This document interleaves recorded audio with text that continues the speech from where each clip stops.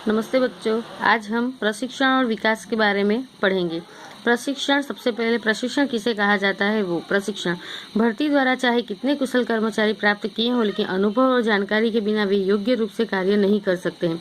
प्रशिक्षण द्वारा कुशलता प्राप्त किया जा सकता है, इसीलिए उनको सैद्धांतिक और प्रायोगिक ज्ञान दिया जाता है। इससे कर्मचारियों के ज्ञान, योग्यता और बौद्धिक क्षमता में वृद्धि होती है। इसीलिए व्यवसायिक इकाइयां कार्यक्रमों को आयोजन करती हैं। प्रशिक्षण काम चलाओ प्रक्रिया नहीं है, परंतु सतत चलती प्रक्रिया है। प्रशिक्षण ऐसा नहीं होता कि एक बार अगर सिखा दिया तो वो चलता रहेगा। नई नई चीज़ों की टेक्नोलॉजी आती रहती है, कार्य पद्धति बदलती रहती है, तो उस हिसाब से थोड़े थोड़े समय पे उनको अपडेट करना जरूरी होता है, यानी कि प्रशिक्षण देना जरूरी होता है। प्रशिक्षण का विचार, सरल शब्दों में प्रशिक्षण अर्थात कर्मचारियों को उनके कार्य के संदर्भ में दिया जाता सैद्धांतिक और प्रायोगिक ज्ञान। एक विचारक के मतानुसार इकाई के कार्यों को ध्यान में रखकर ज्ञान, कुशलता, मनोवृत्ति, व्यवहार और टेक्निकल समझ में वृद्धि करने के लिए कर्मचारियों को आधुनिक जानकारी और ज्ञान देने की पद्धति अर्थात की प्रशिक्षण।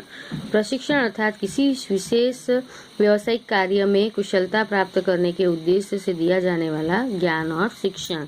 इसे कहेंगे प्रशिक्षण। प्रशिक्षण अर्थात किसी विशेष व्यावसायिक कार्य के लिए, खास प्रकार के कार्य के लिए कुशलता प्राप्त करने के लिए, उसमें निपुण होने के लिए, तो जैसे कि स्पेशलिस्ट होते हैं हर चीज के, तो इसे स्पेशलिस्ट बनने के लिए उसके उद्देश्य से दिया जाने वाला ज्ञान और शिक्षण। अब है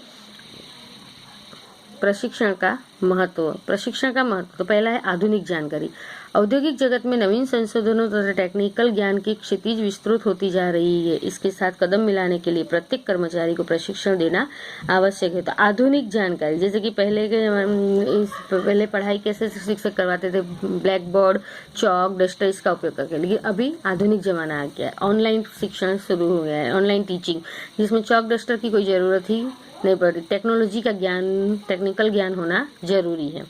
सुरक्षा, विशेष रूप से मशीनों के साथ कार्य करते समय कर्मचारियों को प्रशिक्षण द्वारा दुर्घटनाओं से बचाया जा सकता है। वे थकान और ऊब का अनुभव किए बिना काम कर सकते हैं। सुरक्षित होना, कोई विशेष दुर्घटना ना हो जाए, उसका ध्यान रखें।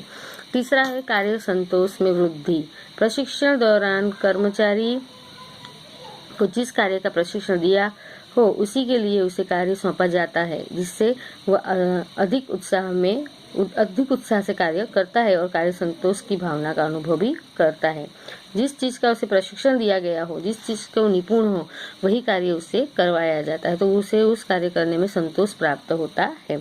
कर्मचारी स्थानांतरण दर में कमी, कर्मचारियों को प्रशिक्षण देकर उनके ज्ञान और कुशलता में वृद्धि करके पदोन्नति के लिए तैयार किया जाता है। प्रशिक्षण प्राप्त कर्मचारी अधिक कार्य दक्ष बनने से वे अधिक आर्थिक लाभ प्राप्त करते हैं, इसीलिए नौकरी बदलने का विचार कम करते हैं और इससे कर्मचारी स्थानांतरण दर घटता है। जिससे जिस कार्य में इंटरेस्ट हो, अनुभव हो, तो उससे अगर वही कार्य दिया जाए तो उसमें उसे संतोष मिलता है। कुशलता में वृद्धि करके उसके, जैसे कि जो कार्य में उस निपुण है तो उसमें ही अगर उसे पदोन्नति दी जाए उसे तो कार्य छोड़ के दूसरे कार्य की तरफ नहीं जाएगा, इसलिए नौकरी बदलने का विचार कम करते हैं। और जिसे संतोष नहीं मिलता है, काम करने में मन न लगे, उसके मन का काम ना हो, तो वो क्या सोचेगा कि यहाँ से छोड़ के दूसरी जगह काम करता हूँ, काम में मजा नहीं है।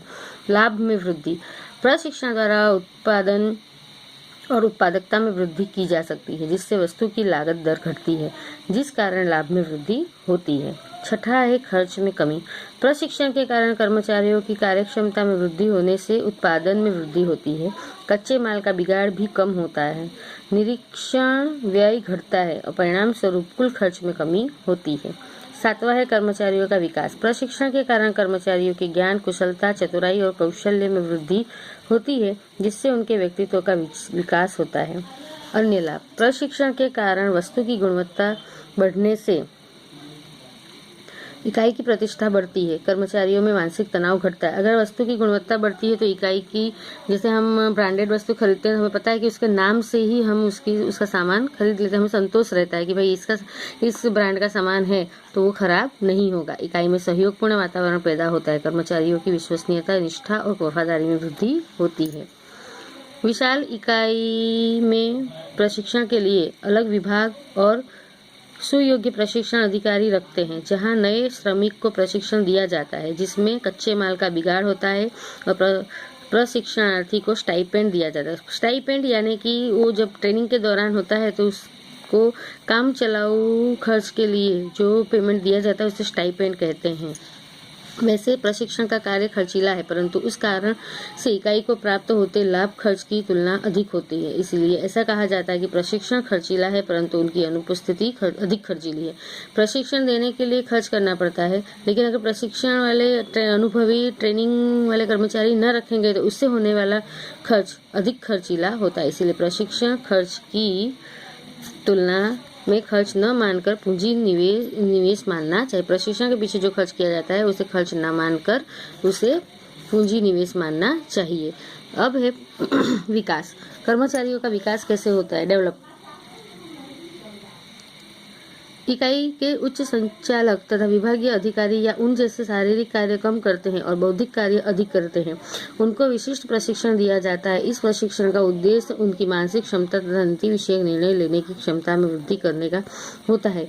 इसके अलावा टेक्निकल और व्यूह रचनाओं के निर्माण आदि बातों में निष्णात बने, इसीलिए उन्हें प्रशिक्षण दिया जाता है। इस प्रशिक्षण को वर्तमान समय में अधिकारी विकास के रूप में जाना जाता है।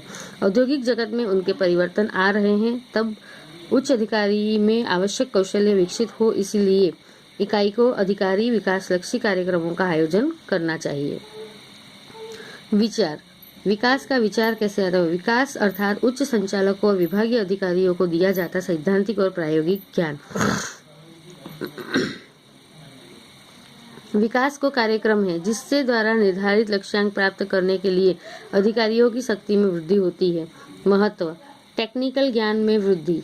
इकाई के अधिकारियों के पास परिवर्तित होती व्यावसायिक परिस्थिति में टेक्निकल ज्ञान होना आवश्यक है। उनका कार्यक्षेत्र टेक्निकल कार्य के साथ जुड़ा होता है, इसीलिए विकास कार्यक्रमों को ज्ञान साधनों पद्धतियों टेक्निकल ज्ञान का विकास किस प्रकार उपयोग करना इस संबंधी मार्गदर्शन प्रदान किया जाता है, जो उनको इकाई में सकारात्मक निर्णय लेने में सहायक होता है।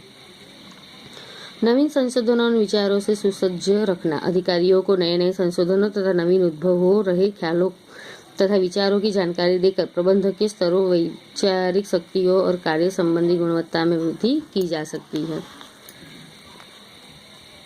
इकाई का विकास। वर्तमान में चल रही व्यावसायिक इकाई को नवीन परिवर्तनों और व्यूह रचनाओं द्वारा राष्ट्रीय और अंतर्राष्ट्रीय स्तर पर ले जाने के लिए विकास कार्यक्रमों का आयोजन आवश्यक है। साधनों का महत्तम उपयोग। विकास कार्यक्रम द्वारा इकाई के सभी उपलब्ध साधनों का महत्तम उपयोग हो सकता है। इसके अतिरिक्त अनावश्यक खर्च घटाकर लागत पर नियंत्रण करके लाभ में वृद्धि की जा सकती है। साधनों का महत्तम उपयोग करना चाहिए, खर्च में कमी करना चाहिए और इन सारी चीजों को अगर खर्च में कमी होगी तो लागत में कमी, नियंत्रण लगेगा और इस वजह से वृद्धि में लाभ में वृद्धि हो सकती है। समस्याओं का समाधान। संचालन की नवीन समस्या और प्रश्नों के शीघ्र और सफल साधन के लिए विकास कार्यक्रम आवश्यक है। विकास के कार्यक्रम द्वारा ये लाभ प्राप्त किया जा सकता है। छठा है प्रभावशाली निरीक्षण। टेक्निकल ज्ञान और वैचारिक शक्ति वाले अधिकारी की इकाई की प्रवृत्तियों का प्रभावशाली निरीक्षण कर सकते हैं। सातवां है तनाव में कमी। इकाई के संचालन के लिए संचालकों और अधिकारियों को चुनौतियों और समस्याओं का बार बार सामना करना पड़ता है। योग्य निर्णय लेते समय असमंजस और तनाव का अनुभव करते हैं। ये घटाने के लिए विकास कार्यक्रम आवश्यक है। तो इस वजह से विकास कार्यक्रम की वजह से तनाव में कमी आ सकती है। विकास कार्यक्रम। भविष्य में आने वाली चुनौतियों और परिवर्तनों का व्यवसाय में सामना करने के लिए अधिकारियों को तैयार करने के लिए विकास कार्यक्रम आवश्यक है। तो इस तरीके से कर्मचारियों का डेवलप होना जरूरी है। प्रशिक्षण और विकास के मध्य अंतर। प्रशिक्षण किसे कहा जाता है और विकास किसे कहा जाता है, उसके मध्य का अंतर। तो सर्वप्रथम प्रशिक्षण का अर्थ कर्मचारियों को उनके कार्य के संदर्भ में दिया जाने वाला सैद्धांतिक एवं प्रायोगिक ज्ञान, जिसे हम प्रशिक्षण कहते हैं। और जबकि विकास किसे कहा जाएगा, उच्च संचालकों और विभागीय अधिकारियों को दिया जाने वाला सैद्धांतिक एवं प्रायोगिक ज्ञान अर्थात कि विकास। प्रशिक्षण का उद्देश्य क्या होता है, तो कर्मचारियों की कुशलता और कार्यक्षमता में वृद्धि का उद्देश्य।